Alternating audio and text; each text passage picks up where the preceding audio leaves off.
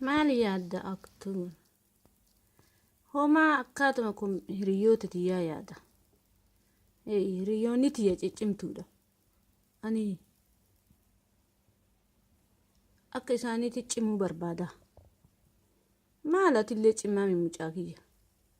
Ati baay'ee nama gaarii barateef hin beektu akka nama gaarii taate.